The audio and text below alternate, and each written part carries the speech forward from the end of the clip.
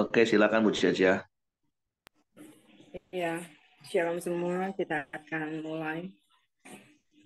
mulai dengan penyembahan kita pagi ini. Ayo, Sen, kita mulai musik ya. Terima kasih Tuhan. Kami bersyukur Tuhan.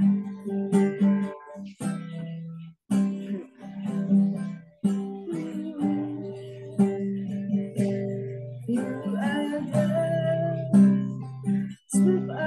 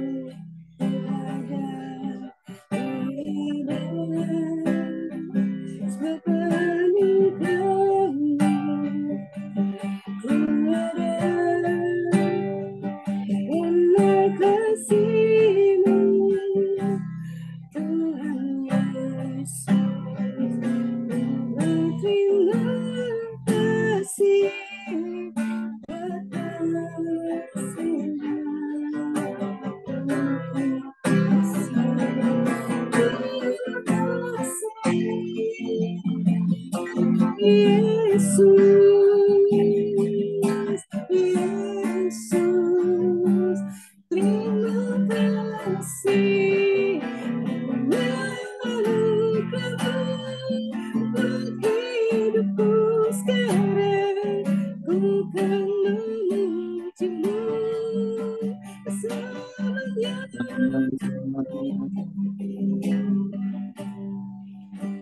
Padaku ada sebab anugerahmu tiada karena kasih-Mu Tuhan Yesus. Ku terima kasih berkasih-Mu. Terima kasih, terima kasih Yesus, Yesus, terima kasih anugerahmu hidupku sekarang. Ku kan memujimu selamanya. Terima kasih Yesus.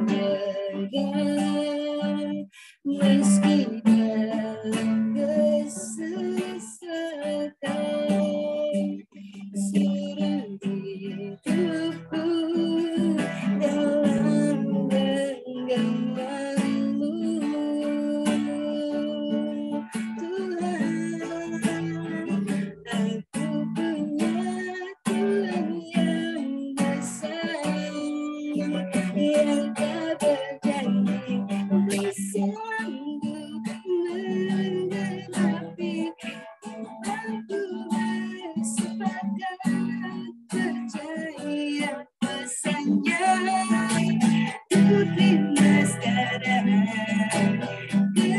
kemenangan darimu.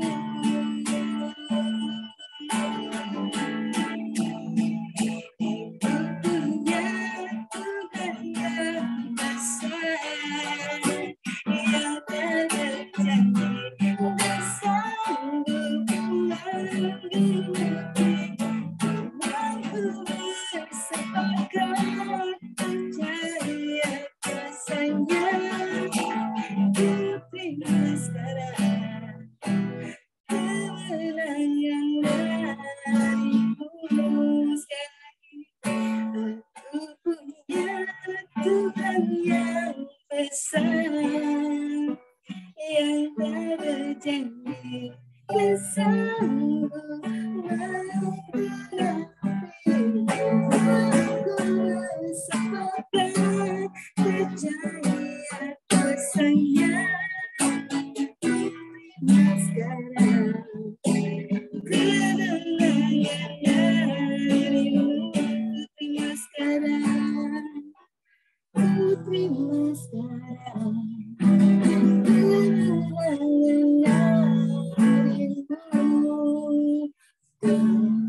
Tuhan, terima kasih. Kami punya Allah yang besar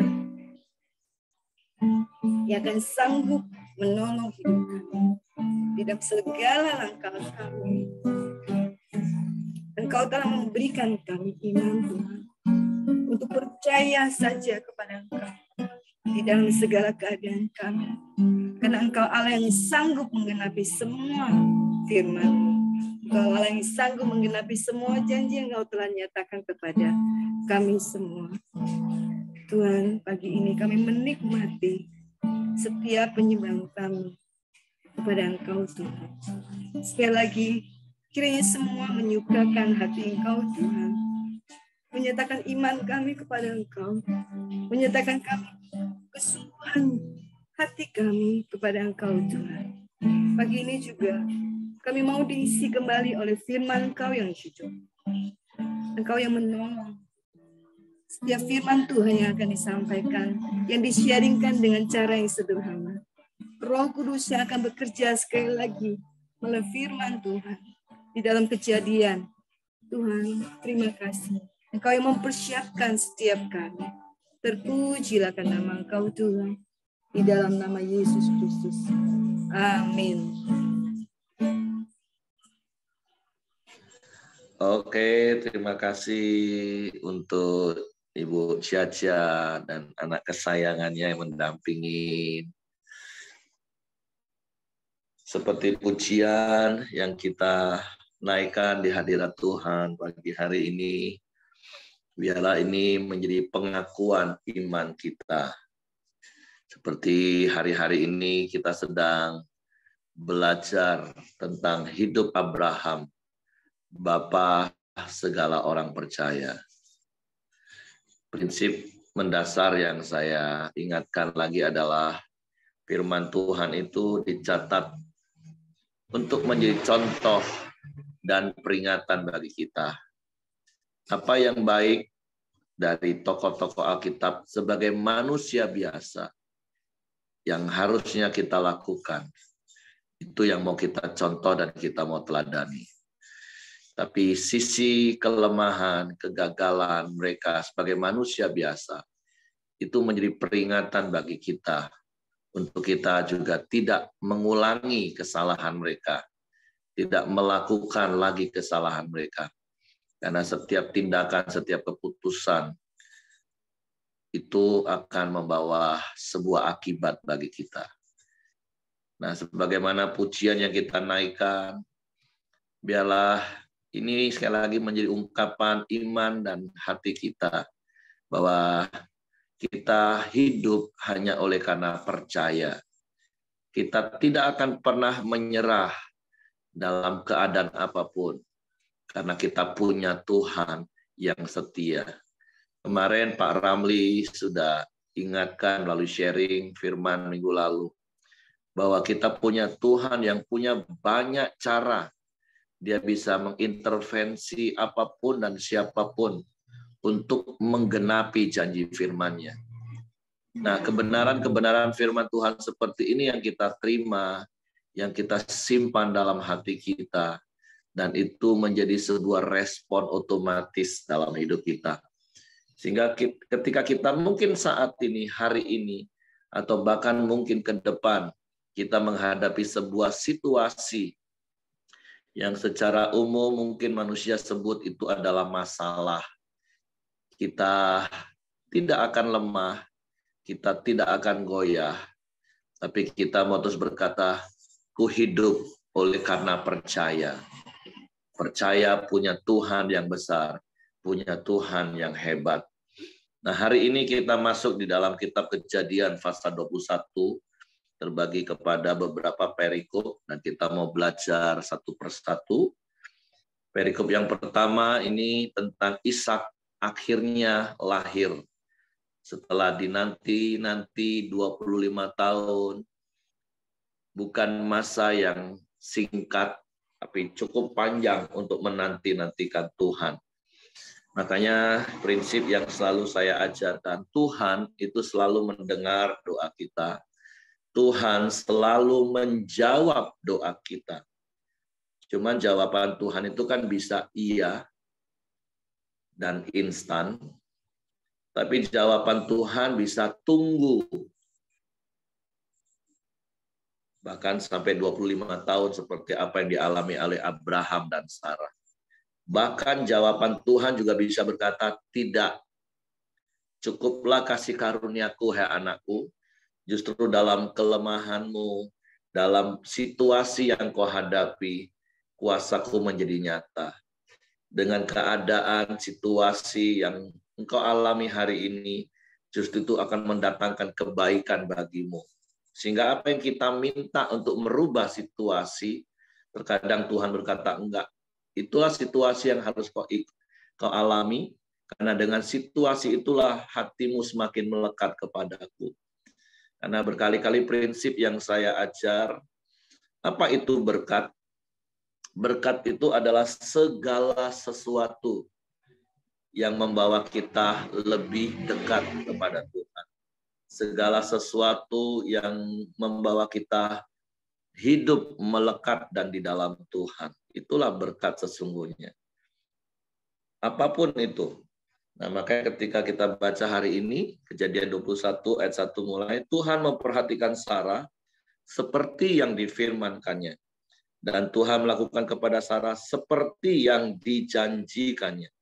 Maka mengandunglah Sarah, lalu ia melahirkan seorang anak laki-laki bagi Abraham pada masa tuanya, pada waktu yang telah ditetapkan sesuai dengan firman Allah kepadanya.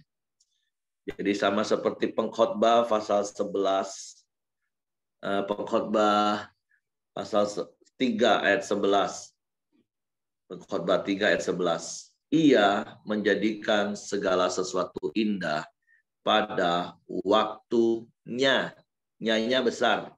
Pada waktunya Tuhan, bukan pada waktunya kita. Dan bagian B jangan lupa, manusia tidak dapat menyelami pekerjaan Allah dari awal sampai akhir. Memang dari awal sampai akhir dalam sebuah proses penantian, kita sulit terkadang untuk menyelami pikiran dan pekerjaan Tuhan. Seperti apa yang diungkapkan Rasul Paulus di dalam suratnya kepada jemaat di Roma. Oh, alangkah dalamnya hikmat dan pengertian Tuhan. Sungguh tak terselami oleh pikiran-pikiranku. Siapa yang bisa jadi penasehat Tuhan, kata Paulus? Nggak ada. Terkadang memang kita nggak bisa menyelami. Terkadang kita nggak bisa memahami apa yang Tuhan izinkan sedang terjadi sebagai sebuah proses dalam hidup kita. Tapi percayalah, pada waktunya Tuhan, Tuhan akan jadikan segala sesuatu itu indah. Sekali lagi, garis bawah itu waktunya Tuhan. Seperti ayat ini katakan, pada waktu yang telah ditetapkan sesuai dengan firman Allah kepadanya. waktunya Tuhan. Kita sering nyanyi, waktu Tuhan pasti yang terbaik, walau kadang tak mudah dimengerti. Mari, kebenaran-kebenaran seperti ini yang kita tanam dalam hati kita. Sehingga kita menjadi orang yang kuat di dalam Tuhan, menghadapi situasi apapun dalam hidup ini. Sekali lagi kita belajar dari Abraham yang juga adalah manusia biasa. Bagaimana dia sampai akhir dia bertahan. Kemudian Abraham menyunat Ishak anaknya itu ketika berumur 8 hari seperti yang diperintahkan Allah kepadanya. Adapun Abraham berumur 100 tahun ketika Ishak anaknya lahir baginya. Berkatalah Sarah, Allah telah membuat aku tertawa. Setiap orang yang mendengarnya akan tertawa karena aku. Makanya arti kata Ishak itu adalah tertawa. Ungkapan sukacita. Lagi katanya, siapakah tadinya yang dapat mengatakan kepada Abraham, Sarah menyusui anak, namun aku telah melahirkan seorang anak laki-laki baginya pada masa tuanya.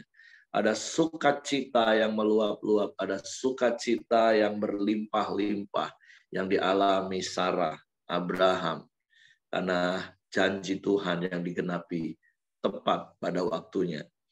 Dan di ayat yang ke-6, ayat yang keempat dikatakan Abraham taat melakukan apa yang Tuhan perintahkan, yaitu menyunat Ishak anaknya.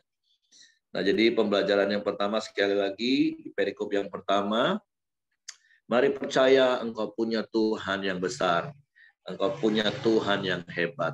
Engkau punya Tuhan yang setia. Engkau punya Tuhan yang pasti menggenapi janji-janjinya.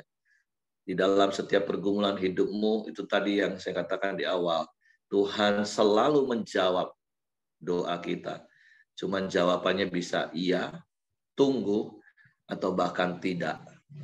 Bagian kita adalah mempercayai Tuhan. Bahwa segala sesuatu yang Tuhan buat, itu yang terbaik dalam hidup kita. Walaupun sekali lagi, seringkali kita tidak bisa memahami pekerjaan Tuhan dari awal sampai pada akhir, pada waktunya kita melihat janji Tuhan digenapi dalam hidup ini. Jadi kuatkan dan teguhkan hati Bapak Ibu oleh kasih karunia Tuhan. Dan kuatkan dan teguhkan hatimu karena kebenaran firman Tuhan.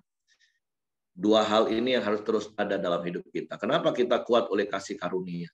Karena ketika kita mengingat kasih karunia Tuhan, anugerah Tuhan, grace yang Tuhan berikan, yaitu karya salib. Setiap hari kita bersyukur untuk karya salib. Itu akan membuat kita kuat. Karena Tuhan sudah lakukan segalanya, semua yang terbaik. Sehingga Paulus kepada jemaat Roma katakan, ia yang tidak menyayangkan anaknya yang tunggal, tapi memberikannya bagi kita. Bagaimana mungkin ia tidak memberikan segala sesuatu bersama-sama dengan dia. Artinya ketika kita ingat kasih karunia Tuhan, kita percaya, maka hal yang lain adalah perkara yang mudah bagi Tuhan melakukan bagi kita. Dan yang kedua, kita kuat oleh kuat kuasa Tuhan, yaitu firman Tuhan. Makanya bagaimana kita mau kuat, firman Tuhan harus ada dalam hati kita. Makanya terus setia di Koram Deo sebagai salah satu langkah dari kita 4M setiap hari, yaitu menerima firman. Terus kita merenungkan firman. Dan hari ini kita lakukan firman yang Tuhan berikan kepada kita. Menjadi sebuah gaya hidup. Dan kita bagi hidup kita kepada orang lain. Itu hal yang pertama yang kita belajar. Tapi kembali kepada firman Tuhan kita belajar. Abraham tetap adalah manusia biasa. Bertambah besarlah anak itu dan ia disapih. Lalu Abraham mengadakan perjamuan besar pada hari Ishak disapi itu. Pada waktu itu Sarah melihat bahwa anak yang dilahirkan Hagar perempuan Mesir itu bagi Abraham sedang bermain dengan Ishak anaknya sendiri. Berkatalah Sarah kepada Abraham, usirlah hamba perempuan itu beserta anaknya, sebab anak hamba itu tidak akan menjadi ahli waris bersama-sama dengan anakku Ishak. Hal ini sangat menyebalkan Abraham oleh karena anaknya itu. Tetapi Allah berfirman kepada Abraham, janganlah sebal hatimu karena hal anak dan budakmu itu. Dalam segala yang dikatakan Sarah kepadamu, haruslah engkau mendengarkannya. Sebab yang akan disebut keturunanmu ialah yang berasal dari Ishak. Tetapi keturunan dari hambamu itu juga akan kubuat menjadi suatu bangsa, karena ia pun anakmu. Keesokan harinya pagi-pagi Abraham mengambil roti beserta sekirbat air dan memberikannya kepada Hagar. Ia meletakkan itu beserta anaknya di atas bahu Hagar. Kemudian disuruhnyalah perempuan itu pergi. Maka pergilah Hagar mengembara di padang gurun Berseba. Ketika air yang dikirbat itu habis, dibuangnyalah anak itu ke bawah semak-semak. Dan ia duduk agak jauh, kira-kira sepemanah jauhnya. Sebab katanya, tidak tahan aku melihat anak itu mati. Sedang ia duduk di situ, menangislah ia dengan suara nyaring. Allah mendengar suara anak itu. Lalu malaikat Allah berseru dari langit kepada Hagar, katanya kepadanya, apakah yang kau susahkan Hagar? Janganlah takut, sebab Allah telah mendengar suara anak itu dari tempat dia berbaring. Bangunlah, angkatlah anak itu dan bimbinglah dia, sebab aku akan membuat dia menjadi bangsa yang besar. Lalu Allah membuka mata Hagar sehingga ia melihat sebuah sumur. Ia pergi mengisi kirbatnya dengan air, kemudian diberinya anak itu minum. Allah menyertai anak itu sehingga ia bertambah besar. Ia menetap di padang gurun dan menjadi seorang pemanah. Maka tinggallah ia di padang gurun Paran, dan ibunya mengambil seorang istri baginya dari tanah Mesir. Nah, pembelajaran berikutnya dari kisah Abraham, kita belajar sekali lagi Abraham dan Sarah itu manusia biasa. Tapi pembelajaran yang kita ambil hari ini, setiap keputusan yang kita buat, dan kalau itu adalah sebuah kesalahan, itu akan berdampak dengan akibat yang harus kita tanggung. Sarah salah mengambil keputusan. Di awal ketika Hagar mengandung, Sarah sudah menjadi marah. Sehingga cekcok dengan Abraham, kita sudah baca di fase berikutnya. Dan sekarang ketika anaknya sudah sama-sama bertumbuh, akhirnya Sarah dihantui oleh perasaan takut untuk masa depan anaknya, karena ada Ismail yang bisa menjadi persaingan tentang hak warisan. Makanya Sarah ngomong kepada Abraham untuk ngusir si Hagar dan Ismail anaknya.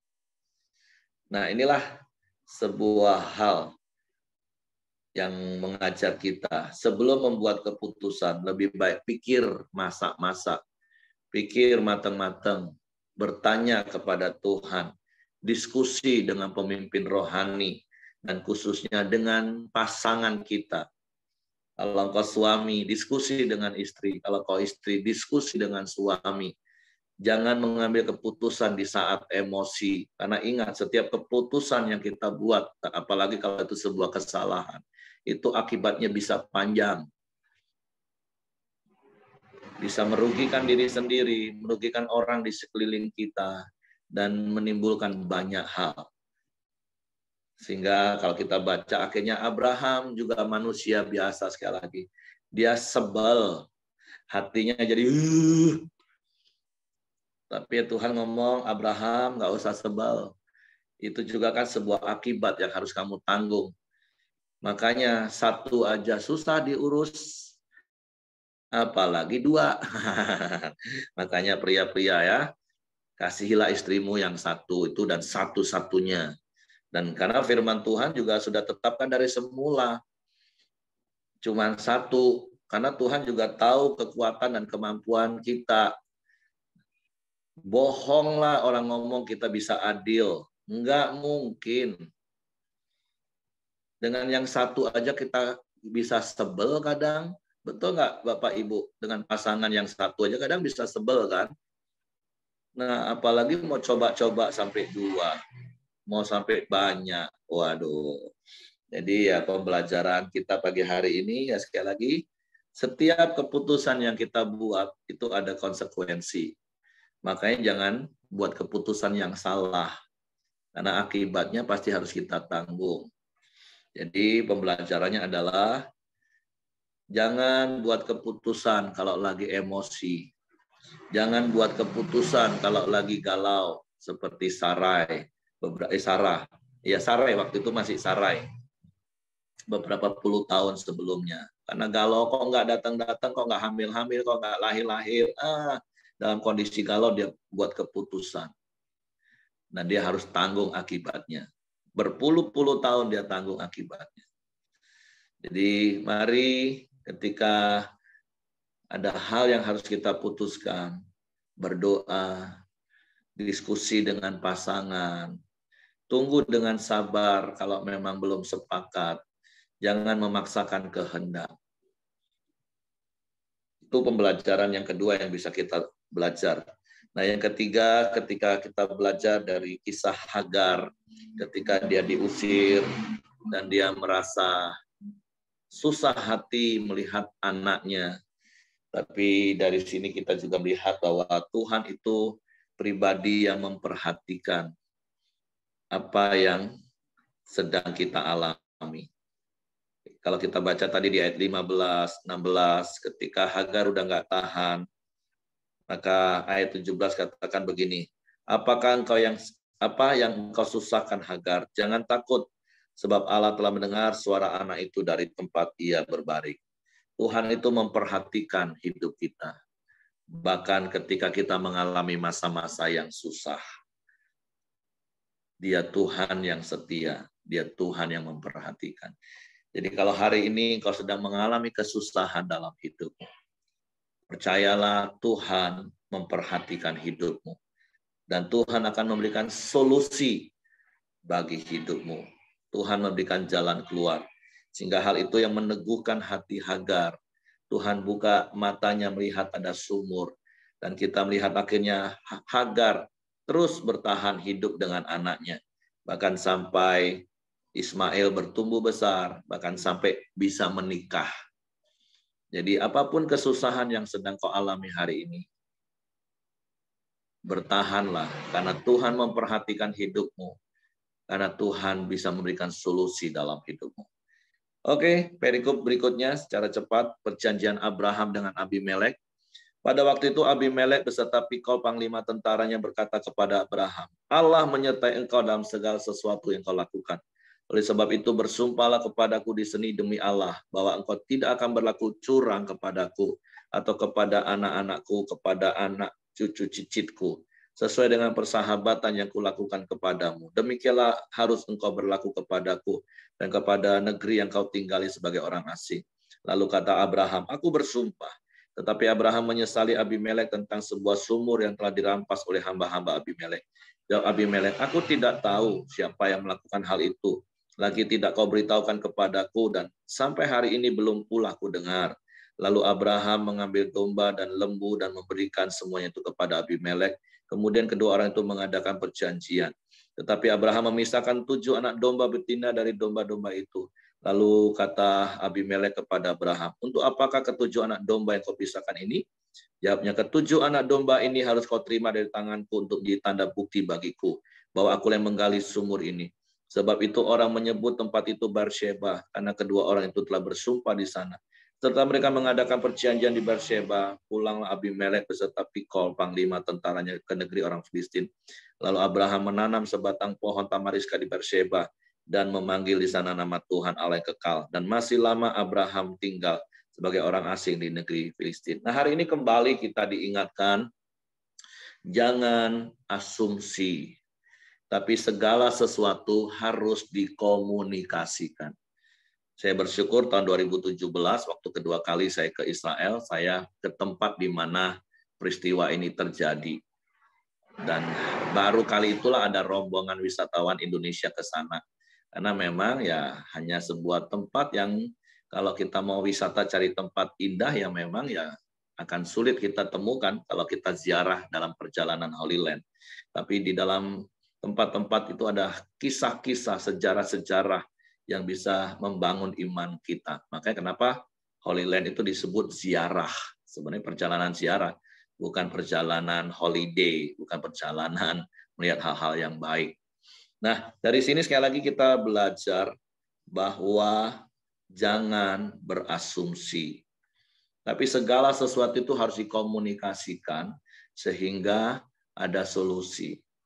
Ini Abimelek ini kan sudah berbaik hati memberikan negerinya terbuka bagi Abram. Kita tahu kisah Abimelek di pasal sebelumnya ketika Abram melakukan kesalahan yang fatal, tidak mengakui istri sebagai istri tapi sebagai saudara, sehingga Abimelek mau mengambil Sarah menjadi istrinya, tapi Tuhan intervensi.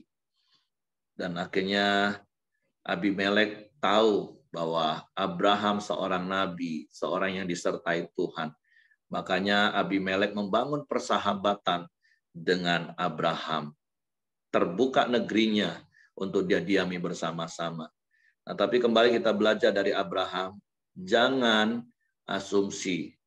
Ketika ayat 25 katakan, tetapi Abraham menyesali Abimelek tentang sebuah sumur yang telah dirampas oleh hamba-hamba Abimelek. Nah, jawab Abimelek, aku tidak tahu siapa yang melakukan hal itu. Lagi tidak kau beritahukan kepadaku, dan sampai hari ini pun belum pula ku dengar. Abraham nyesel sendiri, Abraham marah sendiri, Abraham emosi sendiri karena asumsinya sendiri. Tapi ketika dikomunikasikan dengan Abimelek, Abimelek baru tahu, barulah ada yang namanya solusi. Jadi sekali lagi Bapak Ibu, firman Tuhan mengingatkan kita pagi ini, jangan selalu berasumsi. Etkul katakan komunikasi itu adalah dasar kehidupan. Jadi bangunlah komunikasi terbuka suami istri, orang tua anak, dengan sahabat. Bangun komunikasi terbuka apa adanya. Jangan disimpan dan berasumsi sendiri. Ketika kita dikomunikasikan dengan seimbang, dengan fokus kepada solusi bukan pada masalah, akan selalu ada solusi. Jadi itu saja Bapak Ibu, sudah cukup panjang saya sampaikan. Ada beberapa hal tadi dari perikop pertama, perikop kedua, perikop ketiga. Tapi saya berdoa, saya berharap Bapak Ibu menerima kebenaran firman Tuhan ini. Menyimpan dalam hati, merenungkannya dan mempraktekkan kebenaran firman Tuhan ini. Oke. Silakan Bapak Ibu kalau mungkin mendapatkan hal-hal baru yang lain dari apa yang saya sampaikan dari kisah di dalam Kejadian pasal 21, saya persilakan Bapak Ibu.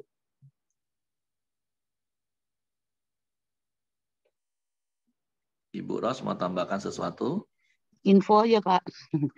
Yang ini pas ayat ke-9 nih, kenapa Sarah tiba-tiba mengusir salah satu penyebab lah, salah satu selain daripada yang Bapak sebutkan. Itu menurut yang aku dengar dari Pak Bambang itu, dia di sini ditulis sedang main dengan Ishak, anaknya sendiri. Tetapi sebenarnya menurut Pak Bambang itu terjemahannya harusnya Ismail itu sedang mempermainkan Ishak gitu loh. Makanya Sarah marah gitu. Tambahan aja Pak. Ya, terima kasih. Ya. Terjemahan asli mungkin seperti itu, menganiaya, mempermainkan menganiaya seperti itu. Sehingga namanya ya ibu-ibu. Kalau anaknya diganggu anak orang lain, apalagi memang dari awal ada akar kemarahan, padahal sekali lagi, yang salah kan dia sebenarnya. Nyodorin Hagar, kucing kok dikasih ikan asin. Nah, akarnya masih ada, belum beres akarnya. Jadi ketika dia melihat anaknya dipermainkan atau dianiaya, ya namanya juga anak-anak main kan, wajar kan Bapak Ibu, bisa berantem. Nah makanya di satu sisi Yesus pernah ajarin kita, jadilah seperti anak-anak, tapi bukan kekanak-kanaan. Habis berantem, sudah selesai main lagi. Ini anaknya berantem. Habis itu orang tuanya ikut berantem. Anaknya sudah main lagi, orang tuanya masih berantem. Nah, itu karena ada hati yang belum beres, seperti Sarah. Makanya, ya terlepas dari tambahan dari Ibu Ros, terjemahannya oke, memang seperti itu, dan realitanya memang bisa seperti itu. Terus itu tadi, ketakutan Hagar tentang warisan. Itu yang lebih mendasari. Tapi ya apa yang Boros tadi katakan tuh betul, dan itu juga menjadi sebuah pembelajaran bagi kita kan. Kalau satu hari Bapak Ibu yang masih punya anak-anak kecil, remaja, kalau anakmu berantem sama temennya, nggak usah ikut-ikutan berantem. Orang tua yang dewasa dan bijak. Anak-anaknya diingatin, suruh saling mengampuni, saling memaafkan. Dan anak-anak akan lakukan hal itu. Jadi ya jangan anaknya sudah selesai berantemnya, anaknya sudah main lagi bersama-sama. Orang tuanya yang nggak selesai-selesai berantemnya. Ya, itu pembelajaran juga bagi kita ya Bapak Ibu ya. Terima kasih Bu Ros. Oke, silakan yang lain. Kalau tidak ada, ya renungkan firman Tuhan yang Bapak Ibu terima hari ini. Seperti saya katakan tadi, ada beberapa poin tentunya ya. Nanti kalau lupa boleh didengerin lagi di recordnya, di rekamannya. Oke, Hengki silakan. Ya, kita masuk dalam doa kita di pagi hari ini oleh Ko Johan, nanti ditutup oleh Pak Heri. Silakan Ko. Ya, mari kita berdoa. Bapak, terima kasih atas kebaikan-Mu sepanjang pagi ini, Tuhan. Kami sudah bangun dengan tubuh yang sehat, disertai oleh Tuhan, diberi kesehatan ya Bapak. Terima kasih atas pujian dan penyembahan yang sudah kami lakukan. Biar Tuhan yang menyertai dan memberkati selalu Koramdio ini ya Bapak. Kami berdoa Tuhan untuk Pak Heri ya Bapak, biar Engkau tambah-tambahkan hikmat, akal budi kuasa, kewibawaan ilahi-Mu Tuhan dalam melayani-Mu ya Bapak, terutama di Jogja ya Bapak. Engkau perlengkapi Pak Heri Tuhan dengan kuasa-Mu Tuhan dalam melayani di Jogja Tuhan, biarlah terbentuk satu komunitas Pelita Community di Jogja, dan Engkau kirimkan Tuhan anggota-anggotanya ya Bapa. Kau berikan kuasa-Mu ya Bapa, sehingga terbentuk di Jogja ya Bapa. Nama Tuhan Yesus dipermuliakan ya Bapa. Berdoa juga untuk istri dan anak-anaknya, Engkau berkati terus Tuhan. Jadikan berkat dimanapun Pak Heri dan keluarga berada ya Bapa. Kami berdoa juga untuk Pak John Tuhan, biarlah Engkau memberkati kesehatannya terus-menerus Tuhan, sehingga selalu baik adanya Tuhan. Segala penyumbatan apapun di jantungnya Tuhan, kami percaya itu sudah lancar. Pakai obat, pakai dokter yang menangani ya Bapak, sehingga Pak John sehat kembali. Nama Tuhan Yesus dipermuliakan. Berkati istri dan anak-anak Pak John ya Bapak. Kau berkati juga Pak Sirega dan Ibu Merianti ya Bapak. Engkau terus beri kesehatan yang terbaik Tuhan. Engkau biarlah di masa tuanya ini Tuhan, dia memiliki damai sejahtera selalu, kesabaran, juga umur panjang ya Bapak. Berkati anak cucu menantunya terus menerus ya Bapak. Terima kasih ya Bapak.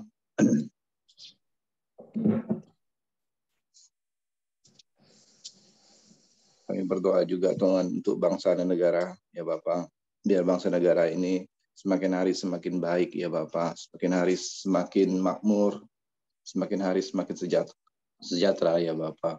Kau berkati Presiden, Wakil Presiden, dan segenap aparatur negara, TNI dan Polri. Biar roh takut akan Tuhan ada di dalam pejabat yang memimpin kami ya Bapak. Berkati terus daerah tempat kami tinggal ya Bapak. Biarlah kesejahteraan daerah kami menjadi kesejahteraan kami ya Bapak. Nama Tuhan Yesus dipermuliakan. Terima kasih ya Bapak. Mari kita berdoa Bapak kami. Bapa kami yang di surga, dikuduskanlah nama-Mu, datanglah kerajaan-Mu, jadilah kehendak-Mu di bumi seperti di surga. Berikanlah kami pada hari ini makanan kami yang secukupnya, dan ampunilah kami akan kesalahan kami, seperti kami juga mengampuni orang yang bersalah kepada kami. Dan janganlah membawa kami ke dalam pencobaan, tetapi lepaskanlah kami daripada yang jahat. Karena Engkau lah yang punya kerajaan dan kuasa dan kemuliaan sampai selama-lamanya. Bapa, kami bersyukur, kami berterima kasih kepadamu pagi hari ini. Kami terima kebenaran firman-Mu sebagai kebenaran yang memerdekakan hidup kami. Ya, kami boleh terus menanti-nantikan janji-Mu dengan setia dan percaya sampai kami melihat perbuatan ajaib-Mu nyata dalam hidup kami. Kami menjadi orang-orang yang terus berharap kepadamu. Kami terus bersyukur buat penyertaan-Mu. Dan kami serahkan hidup kami sepanjang hari ini dalam tangan kasih kuasa-Mu. Tutup bungkus kami dengan kuasa darah Yesus. Malaikat-Mu memagari tempat tinggal kami, menyertai keluar masuk kami sepanjang hari ini. Biarlah tangan kuasa-Mu menyertai kami. Dan apa yang kami kerjakan, Tuhan buat berhasil. Dan biarlah hidup kami memuliakan nama-Mu. Kiranya kasih karunia Bapa, damai sejahtera dari Yesus Kristus, serta pimpinan persekutuan Roh Kudus menyertai kita sekalian mulai hari ini sampai Maranatha, ya Yesus datang kali yang kedua. Di dalam berkat nama Tuhan Yesus Kristus. Haleluya. Amin. Semangat pagi, selamat beraktivitas. Tuhan memberkati.